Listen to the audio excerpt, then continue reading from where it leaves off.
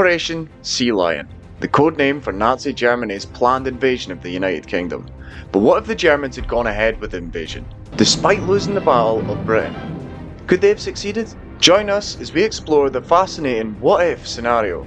And so, in the summer of 1940, Britain stood alone against the seemingly unstoppable advance of Nazi Germany. The fall of France in June left Britain isolated, facing the full might of the Axis powers.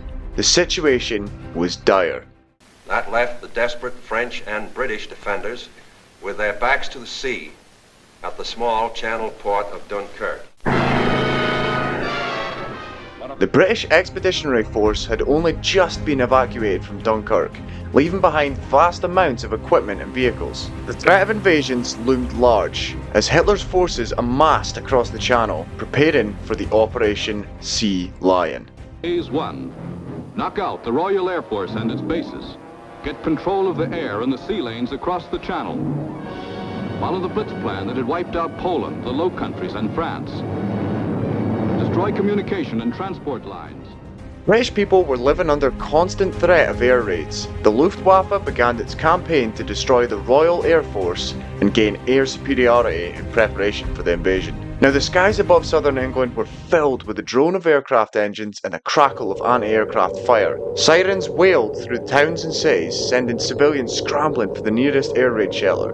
London, in particular, endured relentless bombing, later known as the Blitz. Our daily life was marked by a mix of anxiety and resilience. Blackout curtains were mandatory, obscuring any light that might guide enemy bombers in the night. Food and resources were rationed, with long lines forming outside shops for just basic necessities. Yet, amid the hardship, the British spirit remained unbroken. Propaganda efforts led by figures like Prime Minister Winston Churchill emphasised stoicism and determination. Churchill's speeches galvanised the public, instilling a belief that despite the odds, Britain would endure. We shall defend our island, whatever the cost may be. We shall fight on beaches, landing grounds, in fields, in streets, and on the hills. We shall never surrender. Now, the Battle of Britain was fought predominantly in the air, a fierce contest between the RAF and the Luftwaffe. British pilots, often outnumbered and outgunned, displayed extraordinary bravery. The RAF's fighter command, under the leadership of Air Chief Marshal Hugh Dowding, utilised radar technology and an efficient system of communication and command to maximise their defence capabilities. Now, the iconic submarine Spitfires and Hawker Hurricanes became symbols of hope and defiance for the nation. And on the ground, civilians supported the war effort in many ways. Ferry the planes. Carry the dispatches. Drive the ambulances and run the buses. And we'll see that our men are fed and don't go hungry.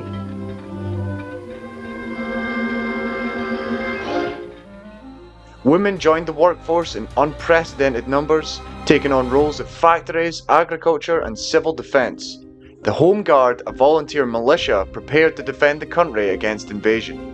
The community efforts saw the collection of scrap metal for munitions and the cultivation of victory gardens to supplement food supplies. Now, despite the relentless pressure, the tide began to turn by late summer. The RAF's resilience, coupled with strategic errors by the Luftwaffe, such as shifting the focus from bombing cities instead of airfields, allowed Britain to hold its ground.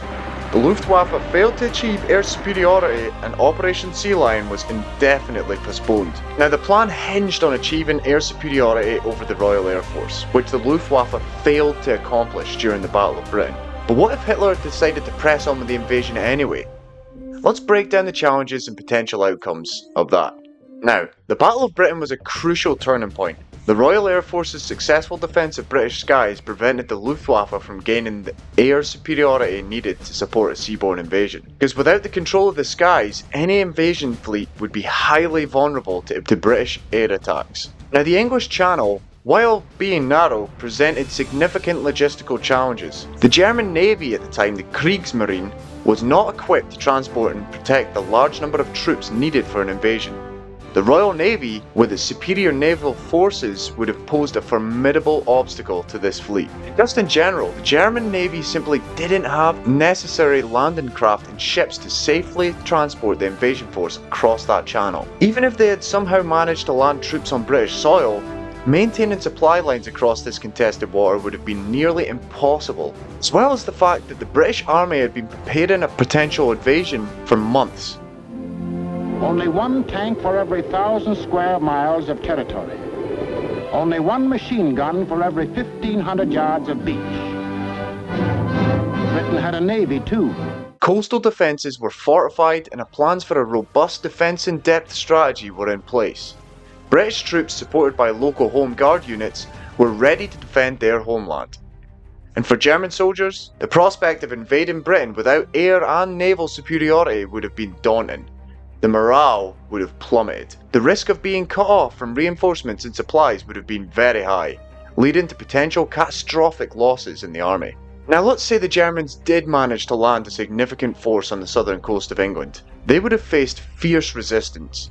Urban warfare in cities like London and the rugged countryside would have favoured the defenders drastically. Additionally, the British could have mobilised reserves and received aid from the Commonwealth and the United States. The British resistance would not have been limited to regular forces.